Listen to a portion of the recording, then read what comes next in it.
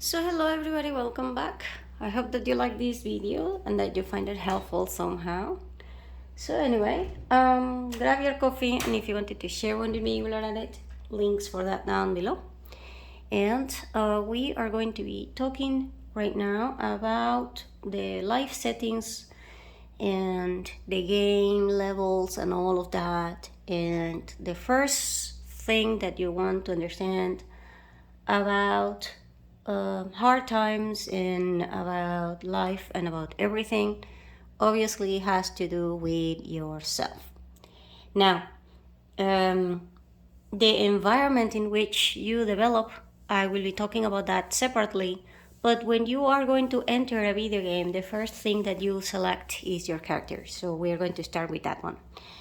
Your character will have two things that are extremely important to understand, because if you don't, then you will have a lot of issues later. The first one is that no matter what you pick, as in no matter who you are or whatever, you will have male energy within you and female energy within you. So that being said, this means that even if you are a man, you will still have female energy within you. And even if you are a woman, you will still have male energy within you. This male energy and female energy will be determined by your hormones. So if you are a man, you want to have hormones that are related to male energy high, but not to the point in which you cannot perceive any kind of female energy within you, because otherwise you will have a lot of issues. So the ratio, the base ratio will be 80-20 or 75-25 with your same energy for your biological body. That is the best ratio. However, if you get something like 85, you will still be okay, but you might be a little bit extreme and you might be perceived by people with a strong energy, and you will be attracting different kinds of energy beings in your surroundings. And this means that you will suffer whatever that energy is meant to deal with. So it's very, very, very important that you understand that one. So for example, if you have a lot of male energy, you have to understand that your challenges in life will be mostly physical. And if you have a lot of female energy, or you're a female character, you will have a lot of power problems. And power problems will be related to things that are invisible and to things that are related to the emotional aspect of life. This being said, that's why, men are told to be jerks, and women are told, that they're crazy and they are insane, kind of thing, and all of that. That is because women deal with things that men cannot see and they cannot understand.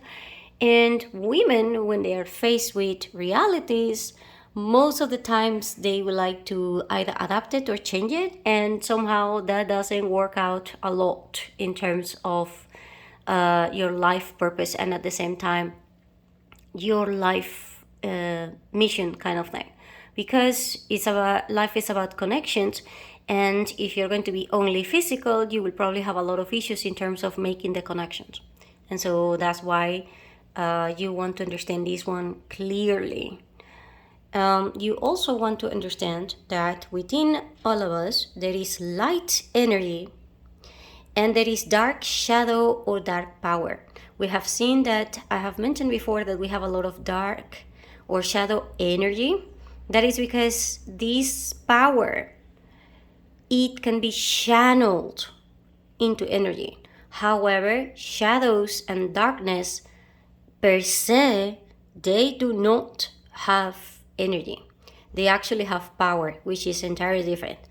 When you have energy, you have control and creation.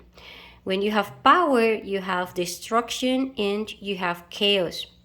And therefore, you must master the control of yourself within chaos, because otherwise you will fall into the nothingness if you don't understand that shadow is a power It is not an energy. That's why there was a book in which Jesus mentioned, by the way, it's not the current Bible, but it is one of the books that was written by Christians, and it says that Jesus said once that there is no way that life can come from death. However, death has power over life. So, that is what this means. Power means that it's a limit situation. It's like a boundary situation.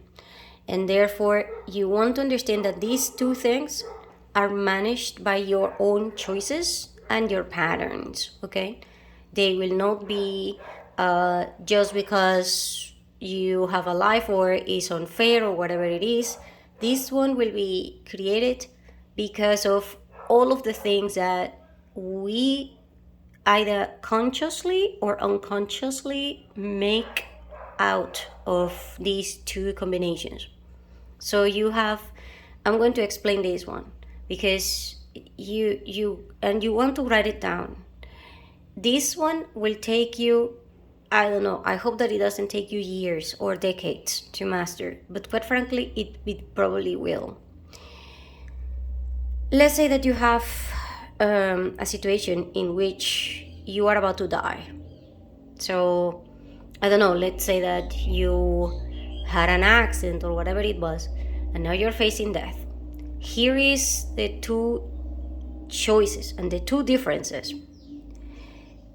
You come face to face to the Grim Reaper or whatever, and you say, I don't want to die.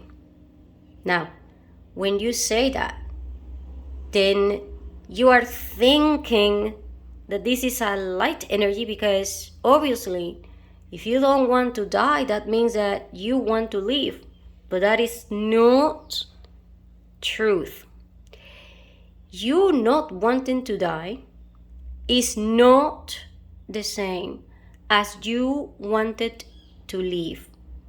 Meaning, you are choosing the shadow power that says, I don't want to die, which is a power, it's a choice. However, if you were going to take action and you were going to channel your own energy, you should say, I want to live. I want to be alive. That is an entire different thing. 99% of the time of every single human being that you have met, until they have realized this small detail, it will be into this pattern in which people say, I don't want to die. Okay, so if you don't want to die, then why are you not living? And that means that you are channeling shadow, but you are not channeling light. Because the light will be you purposely, willingly, consciously choosing light and choosing your own pattern and your own way. So it's not the same. So when you go to the Grim Reaper and say that, then the Grim Reaper will be asking, yeah, you're a waste, because, I'm just going to take you because you didn't get it. You already had a life. And so you did not want it. You did not want it life, because you didn't understand the difference between energy and power. Now, if you're going to talk about this thing, is kind of like the female versus the male. Most people are thinking wrong that you can be better than the other one or whatever, but you are not. They are the same coin, only there are two sides of it. So if you choose one side, you will not be able to see the other side. So if you're choosing not to die, you are in the dark. You are in the powerful creation aspect of life. That means that you have zero Zero issues. However, if you choose the light, then you're choosing to channel it. If you're choosing to channel it, it's going to be extremely hard.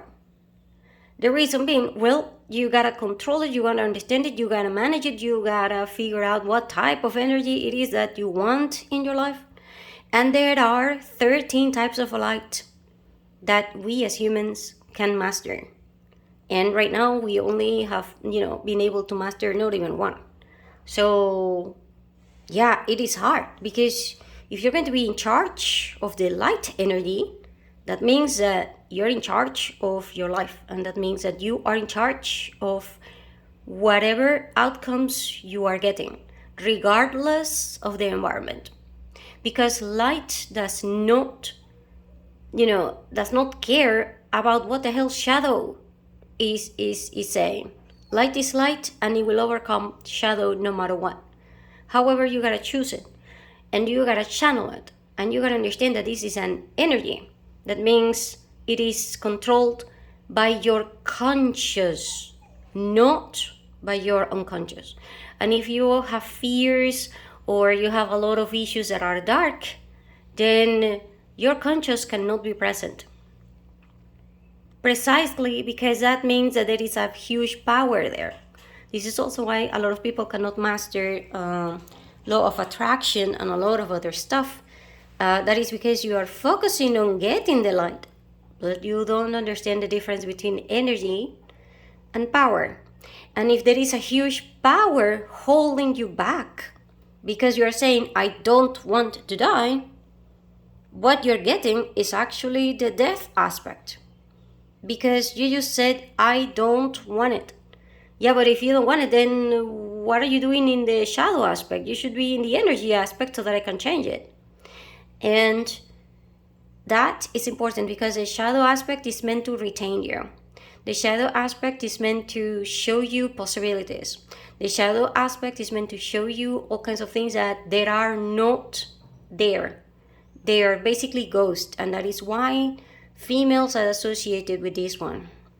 Because it is a nurturing thing for possibilities, enlightenment, expansion, and all of that. And that cannot be done with light. That can only be done when there is space, when there is darkness, when there is shadow.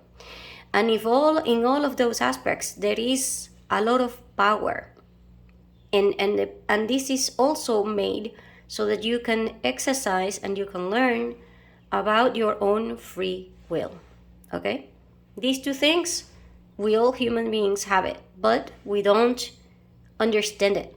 And nobody has, sit down to tell you that these two things are key in understanding everything. However, this is something that was, used to be normal, common, regular knowledge when people said something like the yin and yang, or, the up and down, left and right kind of thing. And it was taught that it is important that you understand that within the shadow, there is light. And within the light, there is also shadows. So that will be the key for you to see and to master. We are here as human beings to master these two concepts. And this will also help you through your hormones. So it's important that you understand this one. If your hormones are all out of whack, then your male energy and your female energy are both going to be out of whack within your body. And if that happens, then the light and the shadow aspects are not going to be clear within your conscious and your unconscious. Because if your body is moving all over the place, it's kind of like you seeing triple or four things when there is only one. And you picking one out of four or five things that you can see is very, very, very hard. You're gambling, basically. So it's very, very important that you understand that one. Now, within your character, you also get a body. Your body is a biological being which is unique and intelligent. Now, very important. Biological being. Keyword being. This means that your body is not just alive. Your body has a personality. Your body has an intelligence. And you are the smart one, but your body is intelligent. That being said, for example, let's say that you are driving and you are going to face an accident. If it is you, as in your consciousness, trying to save you, you're going to die. The reason being, well, you take too long. And not only will you take too long, but at the same time, you are not connected to your body. However, your body is alive and it wants to keep being alive despite the fact that you are in control. And so your body will take over you, and all of a sudden you will do things out of reaction. And there are a lot of times in which people will tell you, it was like it wasn't me. I swear it wasn't me. That means that your body actually took over you. And your body can do that when you are in extreme danger, or when your emotional energy, not your sentimental energy, your emotional energy is out of control, meaning you were no longer smart. If you are smart, your body will allow you to be in control. However, if you lose your smartness because you are being dumb in terms of handling your emotions, then your body will take over. If your body will take over, your body will also be damaged, and the intelligence of your body will go down the drain. And so it's extremely important that you understand this one. Because if you don't, then you will, if you're a man, you will very likely fall into addictions. And if you are a woman, you will face a lot of anxiety and depression. And at the same time, you will face somewhat of an addiction, but it will be entirely different from a man.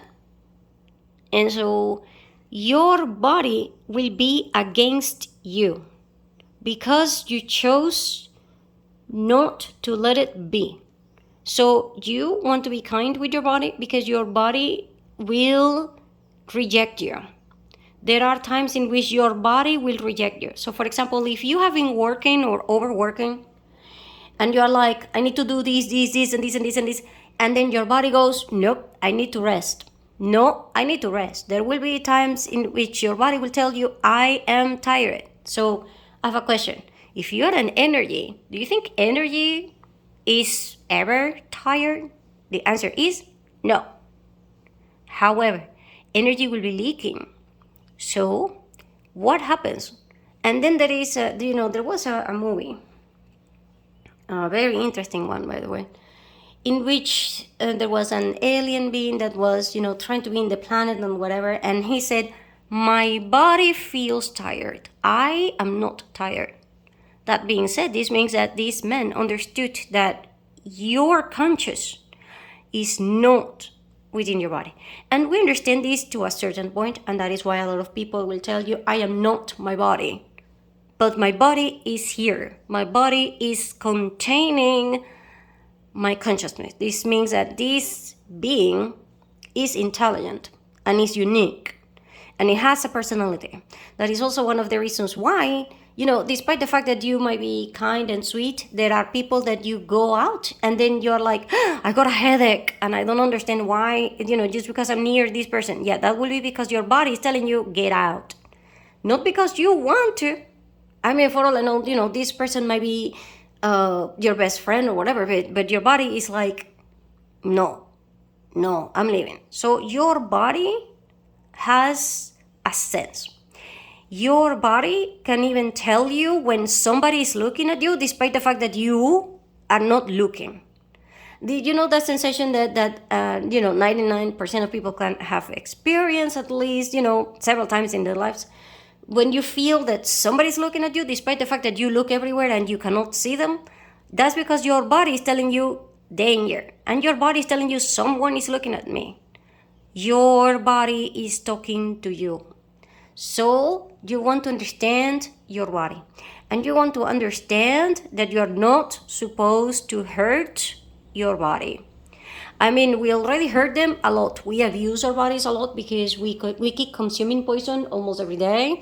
We don't take care of our bodies. Sometimes we're lazy. We don't exercise. We do a lot of bad things. And the worst part is that, for all I know, if you're a man, you might be having sex with a lot of people that you're not supposed to. And if you're a woman, it's worse because you might be doing the same thing, and your body is kind of like, no, no, don't do this to me. And yet you're doing it. And so at this point, there will be a point in which your body will just give up on you. And if your body gives up on you, then I don't need to tell you that you will be filled with all kinds of parasites and all kinds of other beings because of that. And because of that, your life will be shorter and you will have a lot of issues, and then you will have to make up with your body. Somehow you will have to make it up. And anyway, then you have your age. Your age is spiritual, biological, chronological, mental, and emotional. And if you're thinking that your age is the same as everybody else, just because you're 40, everybody says 40, no. That is the only thing that you can agree about everybody being 40 is that it's a chronological thing, meaning you were born on the same year. That's it. Not even the same month or the same place or whatever, but the same year. But that's it. There is not a specific thing that says how old are you in your spiritual level. There are people who are 15, 16, and 17, and you talk to them and it's like talking to Buddha or talking to Jesus. It's like they are in so much peace and all of these things, and you're like, how the hell can you be like that? Yeah, that's because they have a lot of spiritual age. And there is a biological age, which is the age of your body. The age of your body will depend upon how much poison you have consumed and all of the poisons and all of the problems that your mother had when she was pregnant with you. And your biological body will be the age, will be determined by your mother, not your father. But it will be determined by your mother. The reason being is that your biological age is the nurture type.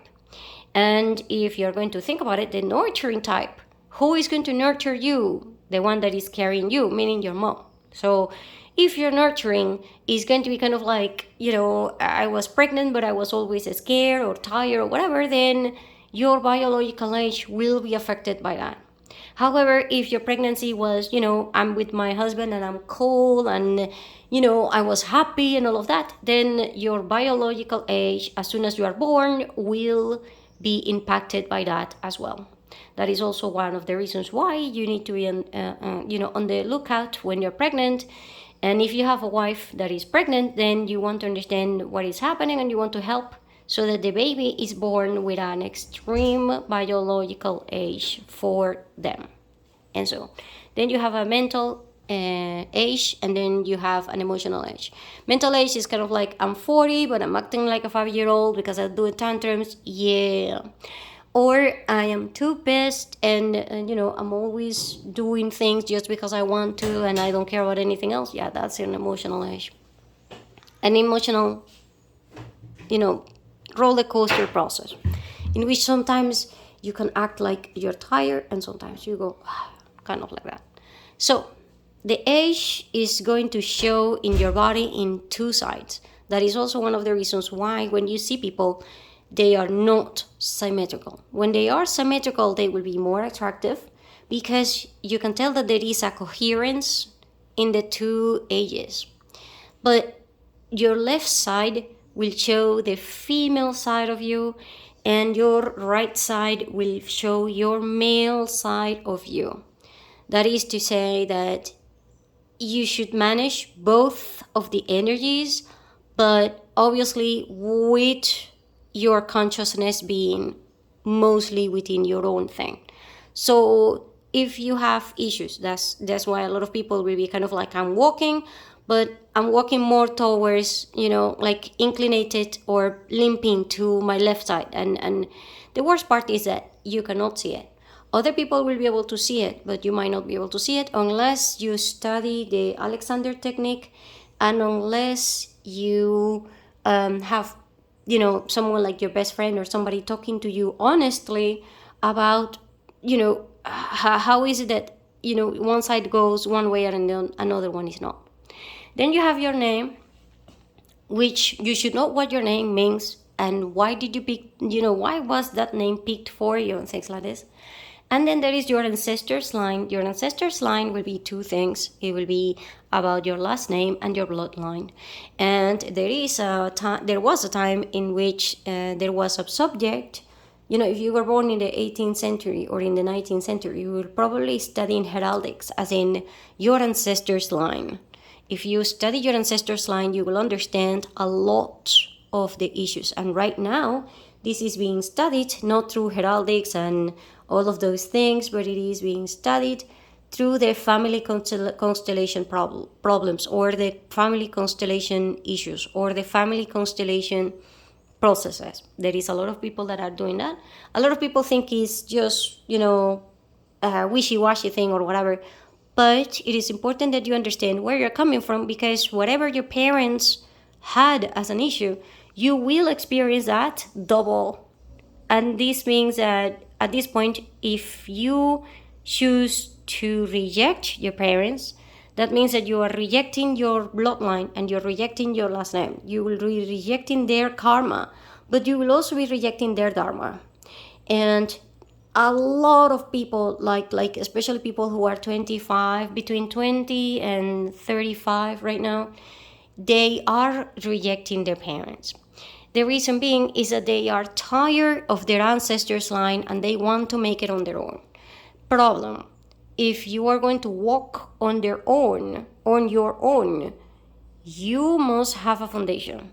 If you do not have a foundation and you don't understand what you're doing, then what you are actually doing is creating a huge problem for your kid, not you, because you're thinking something like, okay, I'm pissed at my mom, so I'm not talking to her, whatever, this is her fault, she doesn't talk, she doesn't okay, I get it, that's fine. However, this is your ancestors' line, and if you don't find a way to manage it, I didn't say go back and make up with your mom or something, because that's not up to me, and that is not the point.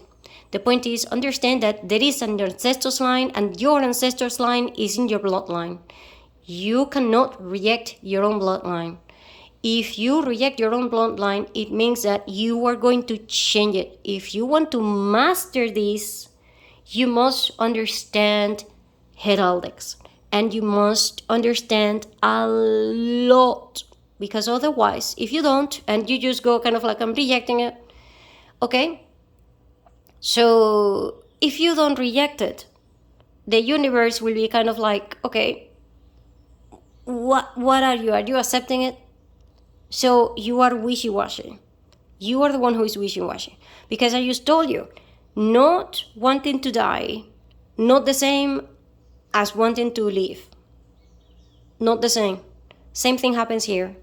You rejecting your parents and all of these people and your ancestors and whatever because they are toxic and all of that, that does not mean that you get the light of this process.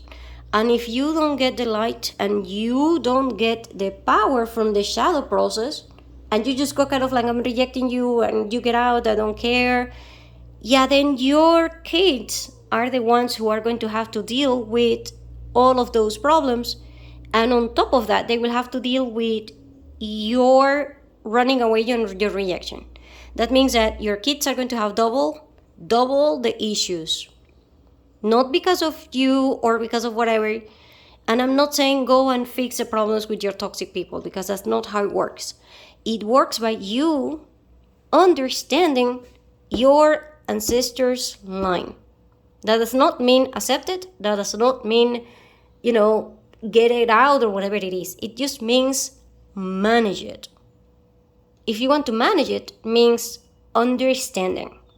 You cannot manage something that you do not understand. And in order for you to understand this one, it will be, important that you also understand your own DNA. Your own DNA, it will be unique to you, obviously. However, there will be issues, because if you are rejecting your ancestors' line because of toxicity from them, because let's say that, I don't know, your father decided to abandon you. And so you go kind of like, men are horrible and I hope they all die because, my father went and abandoned me. He did it on purpose, so I hate him, blah, blah, blah. Yeah, that is going to affect your DNA. And it is going to affect you in a very weird, horrible way because your DNA will degrade. It will degrade and degrade and degrade and degrade, and you are going to take down that path of lifting to your kids, not to you. And at the same time, that will also hinder your heraldics or your things. And I know a lot of people think that one doesn't work or whatever and it's useless. And it is to a certain point because right now we don't need it. However, understand that there is a reason why you got a last name and there is a reason why you have a bloodline. I mean, if you did not need the bloodline from both of your parents, then why do you have it? See, you have it because you need it for something. You just haven't figured out what. And you can do that through a lot of these things. And you can also do that just by talking to your grandmother or talking to your grandparents. As in, both of them. Because your grandparents understand this one way better than your parents. That is also one of the reasons why a lot of people, require their grandparents. If you're thinking that, I'm unlucky because my grandparents are both dead, yes, that means that you lost a lot of information and you lost a lot of things that are related to your ancestors' line. Your parents cannot help you with this one because they are your direct link. And a direct link does not mean ancestors. Ancestors means the one that goes after the first link, meaning your grandparents and your great-grandparents and all of those things.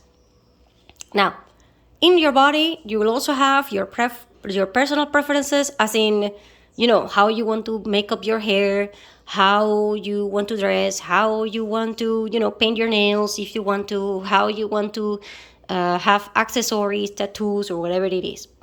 Then you have your physical capacities. They will depend upon your biological body, and they will also depend upon your training. Then you have your physical abilities, which will be the same thing. They will depend upon the level of connection within your own energy. Your abilities will depend upon your body connecting with your energy. If your body does not connect with your energy properly, then you will not have a lot of abilities. So the physical capacity means your limitations. The abilities is your body connecting with your energy, not your conscious, your energy, which is not the same. And then the physical skills will be connected your body and your conscious. Your body and your conscious. These are three connections that you have. Okay? Very, very, very, very important. And the most important part that you get from your own life is the adaptability. The adaptability is the level in which you think on your feet. This can be measured by 0 to 10. As in, there are people that, if they have a problem, they panic and they can't move, they cannot think on their feet, so their level is 0. However, let's say that you're a paramedic and now you are in the middle of an accident or something like this. They think on their feet very fast. They do this, they react, they don't care, they don't care about the environment. They are doing things because they are thinking on their feet. So that one is one that will depend upon your temperament, okay? Then there is the wisdom. Then you have also your mental energy, which helps you in the adaptability process.